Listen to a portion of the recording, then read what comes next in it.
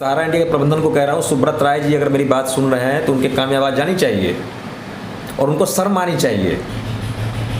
सहारा India प्रबंधन ये भारत सरकार के पैरेलल खुद को समझता है। इनके बॉडी लैंग्वेज को देख लीजिए, इनकी कार्यशैली देख लीजिए, आपको लगता नहीं है? कोर्ट के आदेश के बाद भी ये सिर्फ उल्लंघन करते हैं, कंटेम्प्ट ऑफ कोर्ट करते हैं। ये स्थिति है। जस्टिस संदीप कुमार ने कहा कि भाई हमारे बिहार के लोग काफ़ी गरीब हैं, अपना खून पसीने का पैसा जमा करते हैं, आखिर पैसा क्यों नहीं मिल रहा है?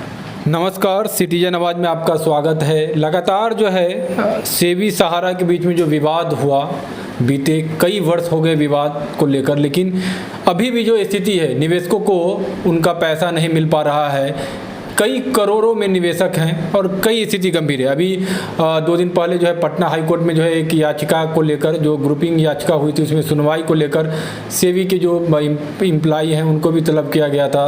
साथ में सहारा के भी लीगल थे उपस्थित। हमारे साथ इसी मुद्दे को लेकर लगातार हम लोग जारी हैं। हमारे साथ कल्पनेश कुमार जी हैं जो लगातार इस सारे मुद्दे पर जो सहारा सेबी के बीच में और पूरी तरीके से जो निवेशकों को सहारा के द्वारा जो बेसहारा किया गया, उसमें किस तरह से जाल फरेबी करके किस तरह से सहारा पैसा नहीं देने को लेकर लगातार जो है न्यायालय और सेबी और उसके बीच में जो निवेशक, करोड़ों में जो निवेशक हैं, वो किस तरह से जो है उनके साथ जो है पूरी तरीके से फर्जीवाड़ा, धोखाधड़ी। हमारे साथ लीगल एक्सपर्ट के रूप में जो है कल्पनेश जी हैं। कल्पनेश जी, क्या कहेंगे? अभी परसों जो है पटना हाई कोर्ट में जो मामला हुआ, उस मामला को लेकर क्या कहेंगे?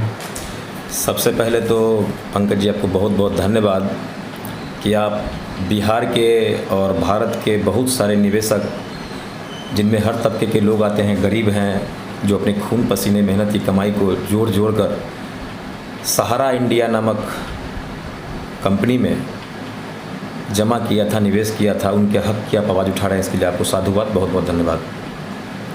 अब बात करते हैं कि बिहार के निवेशकों के बारे में। बिहार के निवेशकों के हित के बारे में आज के डेट में माननीय हाई कोर्ट पटना ने संज्ञान लिया है। 430 के लगभग याचिका डाली गई थी, जो विभिन्न प्लेटफॉर्म पे आज भी उपस्थित हैं, और सभी जिनको जहां लग रहा है कि शिकायत कहां करें, तो जिनको जहां लग रहा है वहां शिकायत कर रहे हैं। कुछ लोग कंज्यूमर फोरम में जा रहे हैं, कुछ लोग BPID एक्ट के तहत जिलाधिकारी को भी दे रहे हैं कि हमारा मुकदमा दर्ज हो, और कुछ लोग हाई कोर्ट में जाकर याचिका दाखिल कर रहे हैं। तो इसी संदर्भ में पटना हाई कोर्ट ने संज्ञान लिया है, और सेबी के लीगल हेड को भी, जैसा कि आपको पता है कि 6 अप्रैल को बुलाया गया था कि आप आएँ और अपना पक्ष रखें, और जो सहारा के जो अधिवक्ता हैं उनको भी बुलाया गया था। दोनों उपस्थित हुए और दोनों के द्वारा सुनवाई के दौरान बातें हुई, जिसमें कहा गया कि जस्टिस संदीप कुमार ने कहा कि भाई हमारे बिहार के लोग काफ़ी गरीब हैं, अपना खून पसीने का पैसा जमा करते हैं, आखिर पैसा क्यों नहीं मिल रहा है? तो सहारा के वकील साहब का कहना था कि यदि अगर सेबी अगर 1000 करोड़ रुपया भी अगर हमें दे दें तो हम भुगतान सुनिश्चित कर देंगे। तो इसी संबंध में बातें हो रही है अभी, और कार्रवाई जारी है, सुनवाई जारी है। अब आगे देखिए क्या होता है, किस तरह की। अगला तारीख कभी दिया गया है? अगला तारीख जो है सो आपको 20 अप्रैल को अगली सुनवाई है।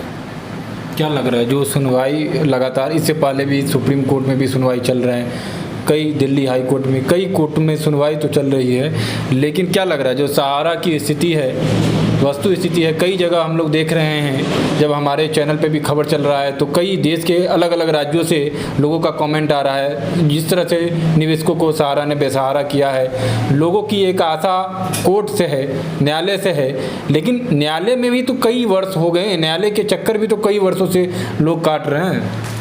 वस्तु स्थिति ये है कि सहारा इंडिया के प्रबंधन के द्वारा न केवल निवेशकों को बल्कि माननीय न्यायालय को भी बरगलाया जाता है, धोखे में रखा जाता है, और ये बात मैं डंके की चोट पर कह सकता हूँ।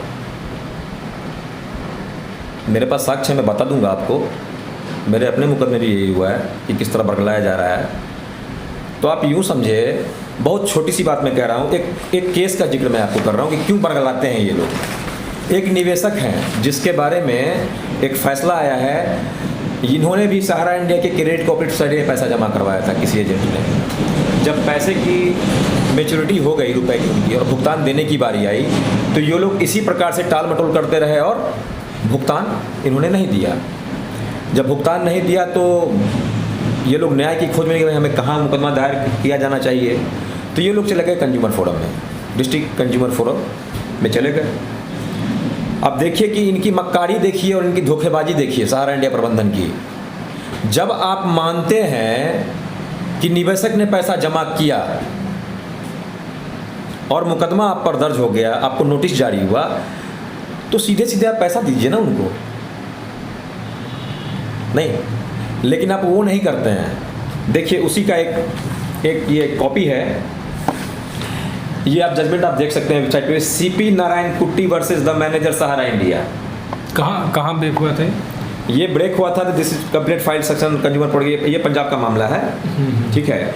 इसमें 1,56,000 का, 30,000 का, 25,000 का, ऐसे ही कुछ मामला है। इसका टोटल 5,000 का कॉस्ट का। इसमें जब ये कंज्यूमर फोरम में मामला दर्ज हुआ तो फिर ये चला गया स्टेट में, और स्टेट में भी जब इन लोगों ने जब मुंह की खाई सहारा प्रबंधन ने, तो फिर चले गए नेशनल में।